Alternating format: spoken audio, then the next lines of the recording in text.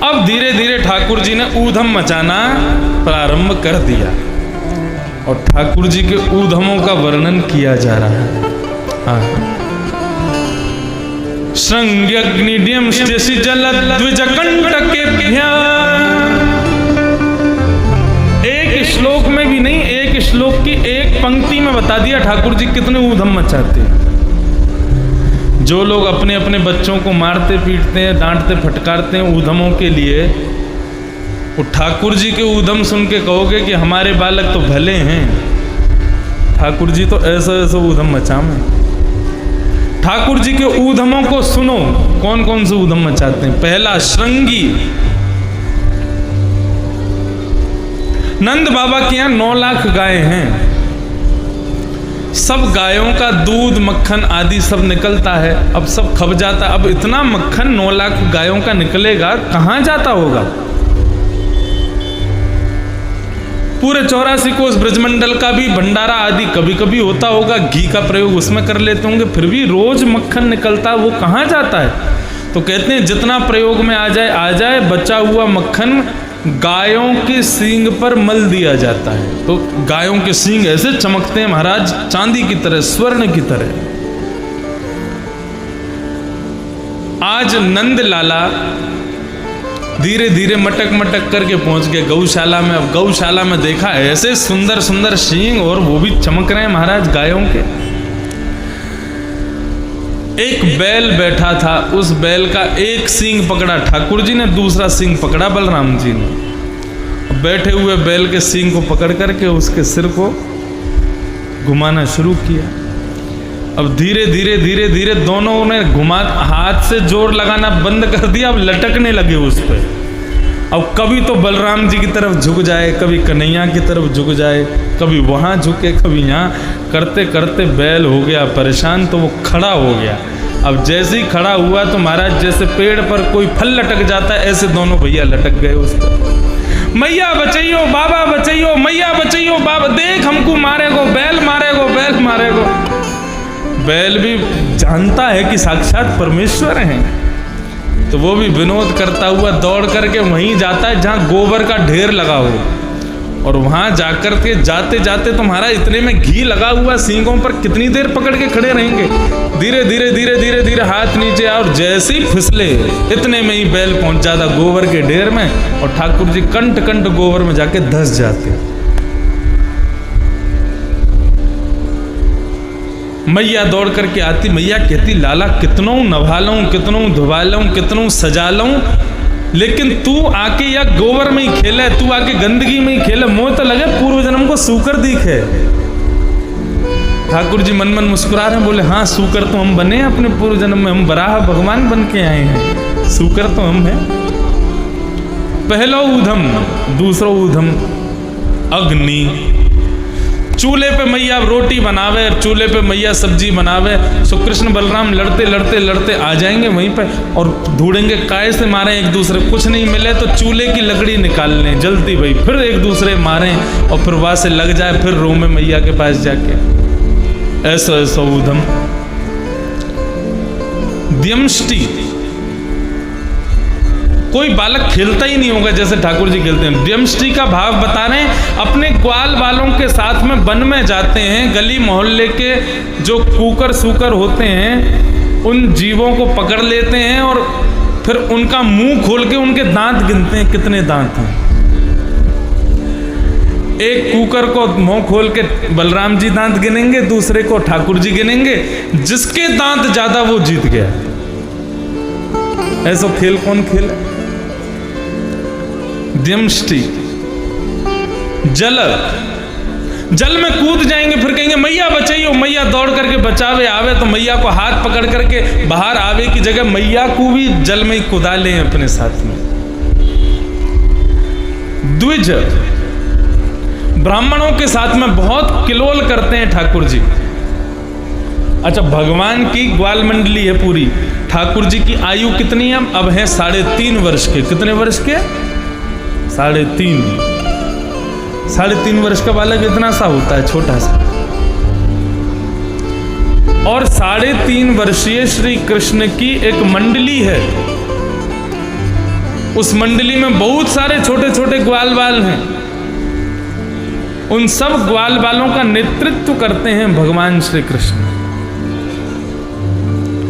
आज सब ग्वाल बालों के साथ में ठाकुर जी, बहुत ध्यान से सुनना, बड़ी विनोद की ठाकुर जी की लीला है।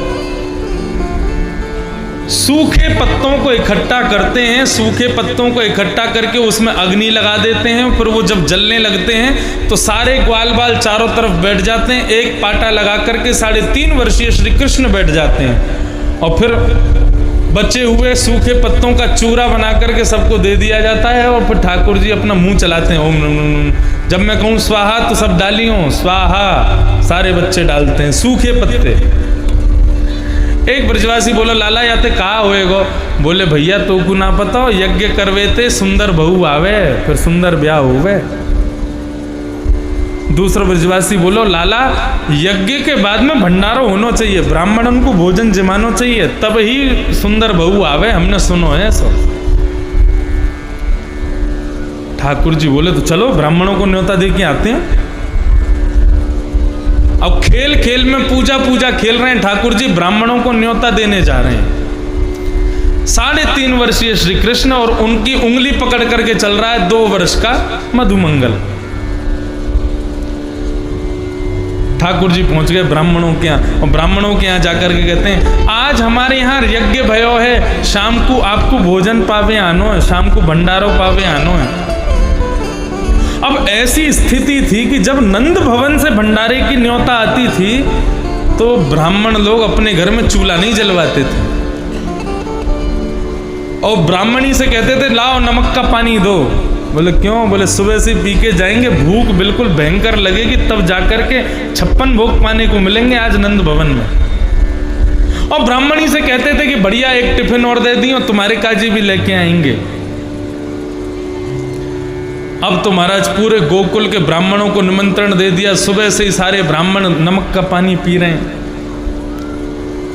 अच्छा हमारे ब्रज में अब तो नहीं है ऐसा, लेकिन प्राचीन काल में बहुत पहले ऐसा होता था, शाम को छनाई घुटाई होती थी, खूब चक बढ़िया छान के घोट के थोड़ी थोड़ी शंकर जी का प्रसाद लेकर के फिर उसके बाद में भोजन पाने जाते हैं। तो ब्राह्मण सारे सुबह से नमक का पानी पी करके और फिर महाराज बढ़िया प्रसाद लेकर के, भूख बिल्कुल ऐसी लग रही है कि महाराज अब जो आ जाए थाली में छोड़ेंगे नहीं, ऐसी स्थिति होती सारे ब्राह्मण पहुंच गए नंद भवन।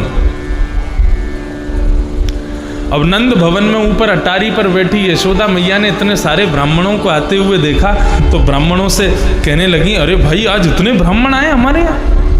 नीचे उतर करके आई, सबको प्रणाम किया, बोले आज कोई विशेष दिन है, आप सब लोग पधारे घर पर। अब किसी को भोजन का न्योता दे दो, बेचारा सुबह से कुछ खावे पीवे नहीं, शाम को आपके यहाँ आ जाए और आप उससे पूछो क्यों आए हो, कितना बुरा लगेगा उसको।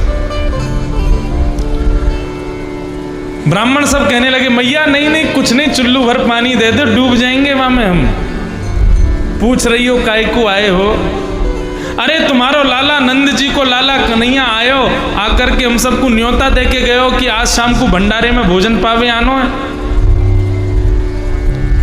सबको भोजन पाने आनो है।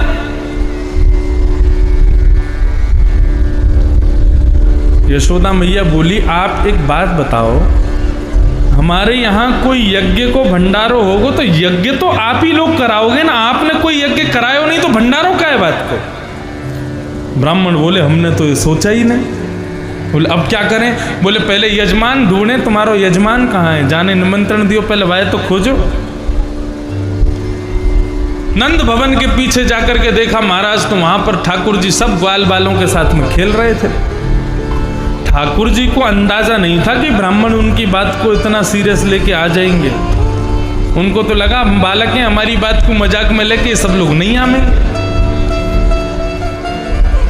मधुमंगल श्रीदामा आदि के साथ में ठाकुर जी क्रीड़ा कर रहे थे, इतने में ही मैया जोर से दूर से चिल्लाई कन्हैया, ओ कन्हैया यहाँ पे।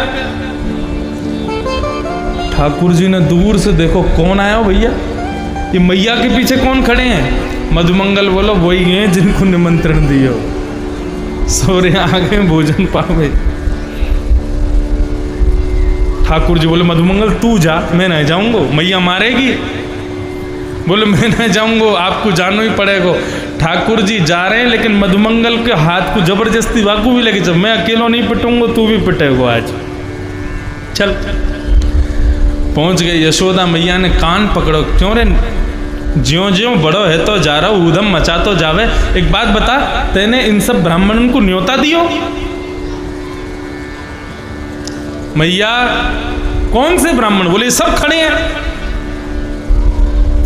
ठाकुर जी बोले मैया तेरी सौगंध खा के कहूं, मुझ को तो ये ना पता इनको घर कौन सी गली में, मैंने न्योता नहीं दियो।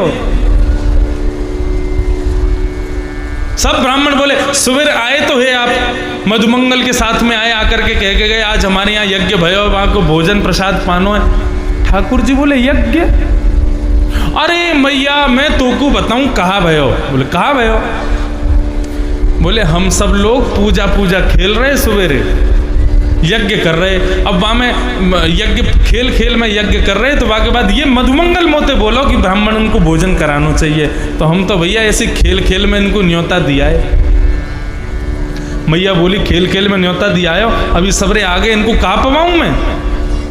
बोले मैया देख सीधी बात है, हमने यज्ञ कियो, हमारी ना तो यज्ञशाला बनी, ना हमारी कोई यज्ञ की सामग्री आई, और ना ही कोई मंत्र हते, ना ही कोई ब्राह्मण भये, फिर भी हमारा यज्ञ है गया ना। जैसे खेल खेल में हमने यज्ञ कर लियो, वैसे खेल खेल में ये लोग भोजन कर लें। खेल खेल को यज्ञ, खेल खेल को भोजन। ये लोग भी ऐसी दोना पत्तल लेके बैठे, हाँ भाई मोहन थार बहुत बढ़िया बनी है, रोटी बहुत बढ़िया बनी, सब्जी बहुत बढ़िया, ऐसे खेल खेल में भंडारो है जाएगा इनको भी। ऐसो ऐसो ऊधम मचा में ठाकुर जी।